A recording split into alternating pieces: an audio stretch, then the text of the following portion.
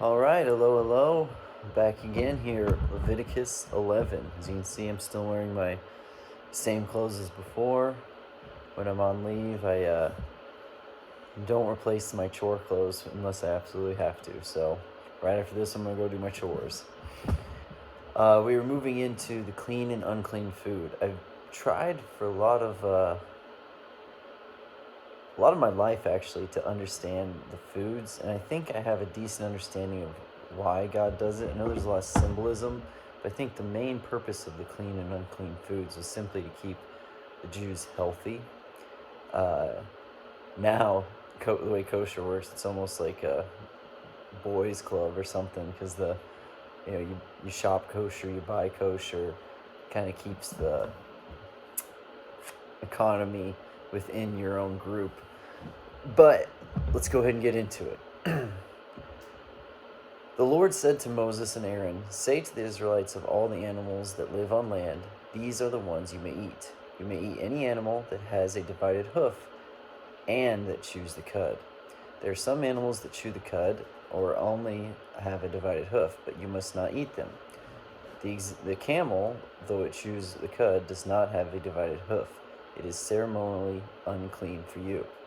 The hyrax, which I had to look up, it's kind of like a rodent of some kind, a small herbivorous mammal with a compact body and a very short tail." So I didn't know what a hyrax was.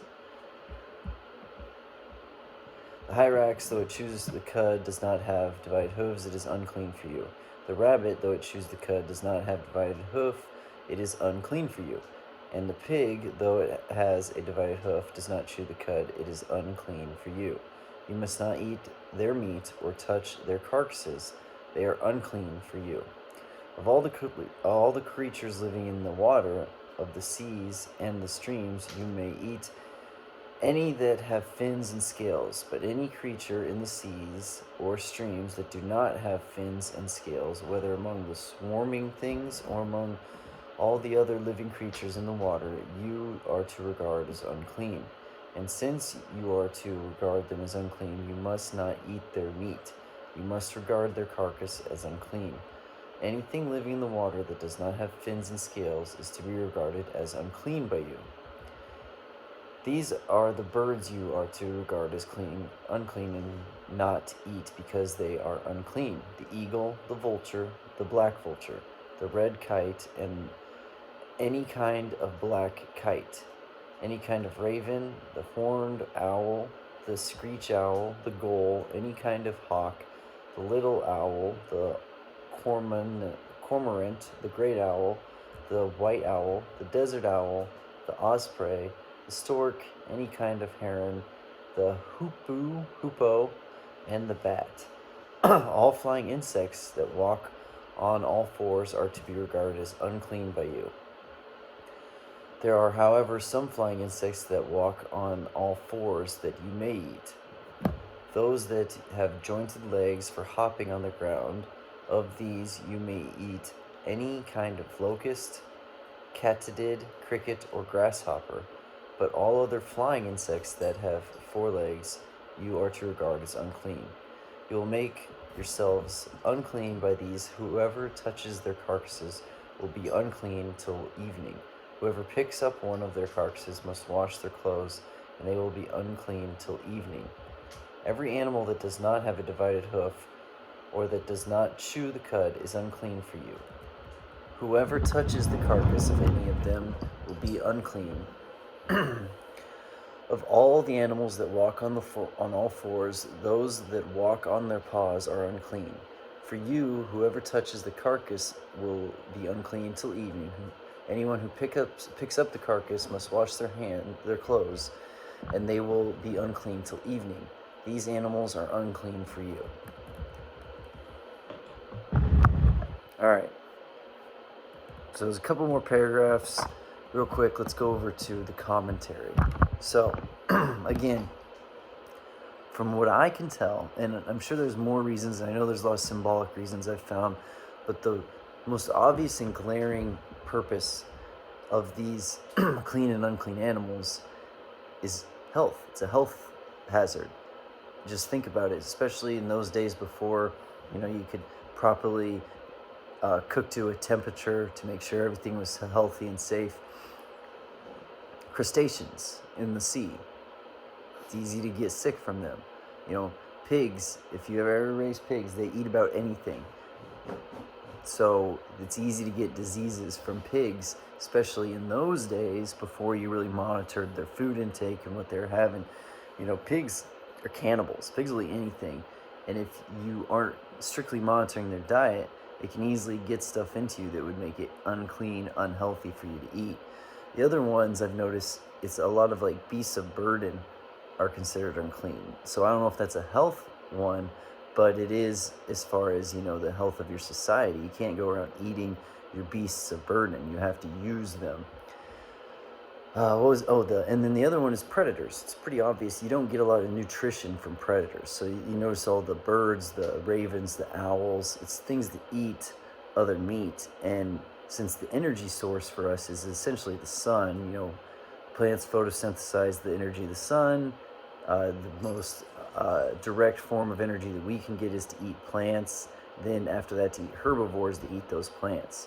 So if you eat a predator that ate a herbivore that ate a plant that photosynthesized the sun, you're getting very, very, very small amounts of actual energy and nutrient from a predator. So again, it's all about health from what I can tell. All right. So it even says here, the dietary laws, this is in the Enduring Word Bible commentary. Back, buddy. Get back to me. The dietary laws helped to protect the health of the Jewish people. Many diseases and problems were prevented by obedience to these dietary laws. What did I say? The health. The dietary laws separated the Israelites from the Gentile pagan neighbors. This limited the true fellowship and connection an obedient Israelite could have with the surrounding people who did not worship or obey Yahweh. As well, some of these animals declared unclean by eating were animals that were idolized in pagan religions. So it's another way to separate themselves. The dietary laws gave the Israelites an opportunity to demonstrate obedience to God. Overall, God's intent was to make Israel a holy nation, separate from other nations, obedient to God. So again, it's kind of like the circumcision that I've talked about. We know now that circumcision is about circumcision of the heart.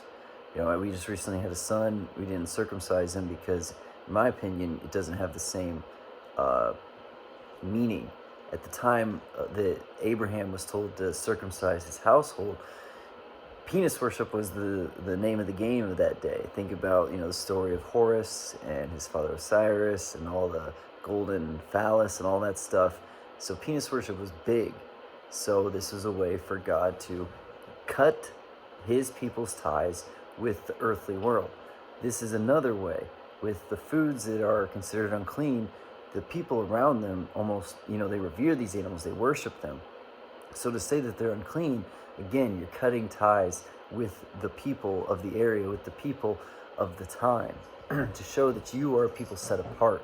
That you are people that are not of this world, be in the world but not of it, sort of thing.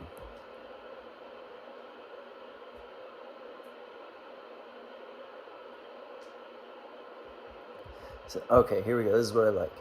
The reasons for the dietary laws are not clearly presented, and many have suggested the reasons. The suggested reasons fall in several categories: symbolic, ethical, aesthetic, hygienic. Hygienic is the big one for me, I think.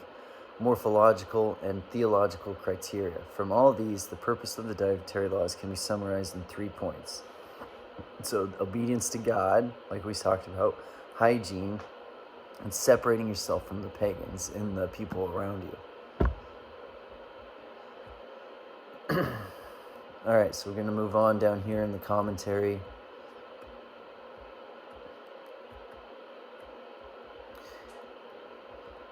All right, not much more. So you can see why, in my opinion, the hygiene is so big. That's why the cleaning of yourself, even after touching the carcasses and cleaning your clothes, to us, this is obvious. You're cooking chicken, you're cutting the chicken up. After you do anything else, you need to make sure that you wash your hands so you don't spread anything that chicken might have had to anything else, right?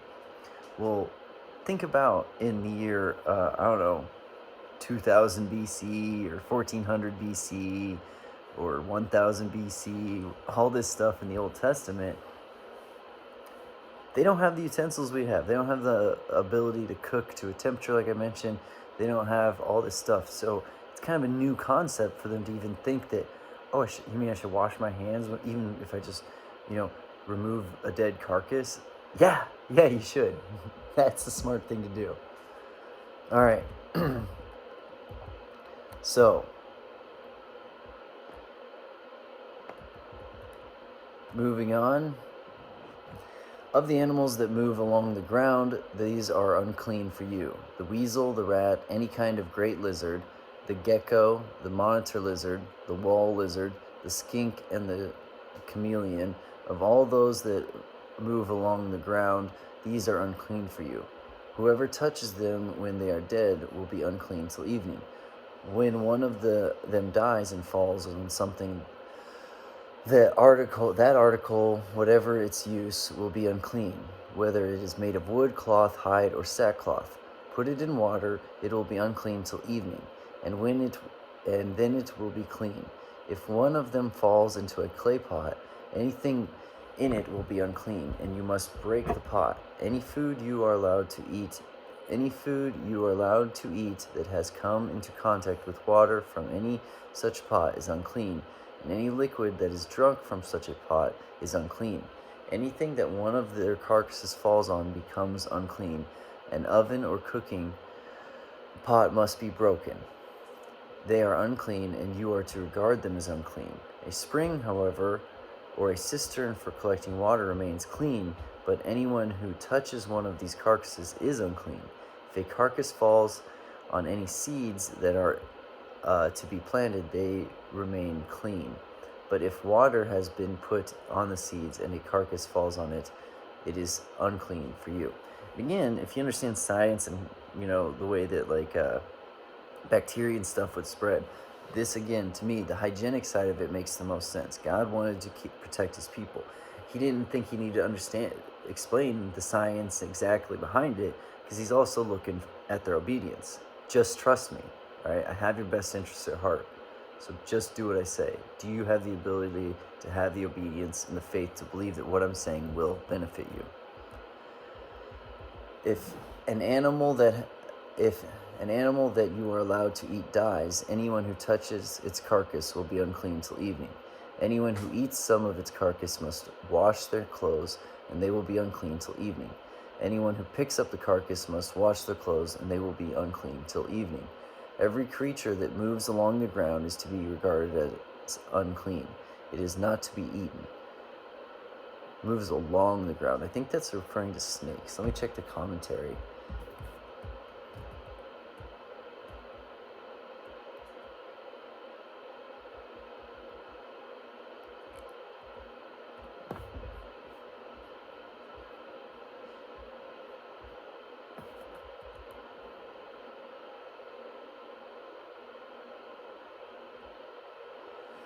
All right, basically it's the stuff we already covered in snakes.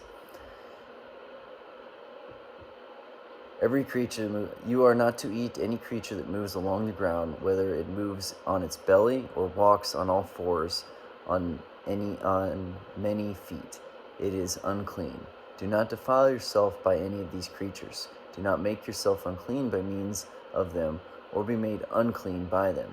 I am the Lord your God. Consecrate yourself and be holy, because I am holy. Do not make yourself unclean by any creature that moves along the ground. I am the Lord who brought you out of Egypt to be your God. Therefore be holy, because I am holy. These are the regulations concerning animals, birds, every living thing that moves about in the water, and every creature that moves along the ground. You must distinguish between the unclean and the clean, between living creatures that may be eaten and those that may not be eaten. All right, again, Leviticus is full of chapters that aren't eye-poppingly interesting. We're not learning about Samson with the 1,000 men with the jaw of a donkey bone here. We're not learning about the adventures of David hiding out from Saul. We're not We're not getting the judges or Elijah against the prophets of Baal. We're getting just some basic standard laws. And I'm guilty of this. I want to understand. I want to know why. But it's not in the sense that why God? Why do I have to do this? I'm genuinely curious. God doesn't mind the curiosity. You'll see that, I've mentioned in my ones before, Abraham, in a tactful and polite way, in obedience, we'll talk back to God, we'll ask questions of him, that's fine. But are you doing it tactfully? With these dietary restrictions, it's hard for us to fully understand them, but that's not the point. God doesn't need us to fully understand. He needs us to show obedience and trust and faith in him. Do we follow these dietary laws now as Christians? No. Should we? Probably. I mean, on all honesty, I don't see why we wouldn't still try to follow them. Now, we have better understanding of hygiene and cooking meat. We have, people raise pigs so that they don't have the diseases and whatnot. But I genuinely believe that the Jewish kosher diet is the epitome of a healthy diet. In fact, in a lot of the dietitianary classes, nutrition classes that I would take when I was getting my degree, and my sister is taking a lot of them, and my mom is taking tons of them, you keep hearing about the Mediterranean diet. Healthiest diet that they can find is probably going to be the Mediterranean diet. Of course, you should try to eat what your ancestors have eaten because your bodies have developed that way so they can get the most nutrients out of it. You want to try and eat locally. But as far as pure health goes, they often say the Mediterranean diet, which is essentially the kosher diet. Now, it's not completely, because Mediterranean peoples will eat things that are restricted from kosher diet, but it's the healthiest diet really that you can find. And again, it's those three things that God was looking for when he gave this to the people. He was looking, in my opinion, first and foremost, out for their hygiene, for their health. Okay, these are the animals. Not every pig, not everything that creeps on the ground, not every one of the flying insects, not every one of these owls is going to have disease, and you're not going to get disease if you just eat it one time. But the likelihood of getting sick and having a disease or a bacteria spread because you handled the meat improperly or you ate some animals that you shouldn't have, it goes up drastically, especially in those days. So he's looking out for the well-being of his people. That's what God would do. He wants his people to be healthy and prosperous. And the next, like I said, he's looking out for the people, that whether or not they'll show obedience to him. Are they going to follow his laws, or are they just going to, I don't understand it, so whatever. And thirdly, a separation from the other peoples surrounding them, okay? It's not like today where Christianity is the major religion or Judaism is well known. No. This is, it's not new, trust me, because Shem and Noah and all those guys before Abraham, it's been around. Melchizedek, the high priest, all this stuff, so it's around, but it's not the main thing. The main thing are these pagan religions that venerate some of these other animals. So it's the separation, the obedience, and the health. Should we be following these dietary laws? I still think probably. I don't know why we really, as Christians, completely turned away from it. I know that in the New Testament, it's either Paul or Peter who talks about how it's not necessary for the Gentiles to follow all of their dietary restrictions. I get that, but as you grow closer to God, I just feel like it's weird that we haven't made more of a push to try to follow some of these laws. I don't see why we wouldn't. It doesn't affect us really, other than the fact that it would be us showing obedience to God. Now, that being said, I'm terrible. I like ham. I like pork. I don't double check to make sure everything's kosher, but it's just odd to me that we don't. Anyway, I know these ones haven't been the most exciting, but I want to do every chapter of the Bible. Each chapter, I want to do a study. I want to try and get something from it, and hopefully the few people who come along and join along are enjoying it, and hopefully you're doing the same. You're studying the Word, and you're getting something out of it. You can get so much out of the Bible, so much out of every chapter if you really put the time and effort into studying it. And like I've always said, my grandpa used to make these things. What better thing to put your time and effort into studying than the Bible, than your spiritual well-being, you know?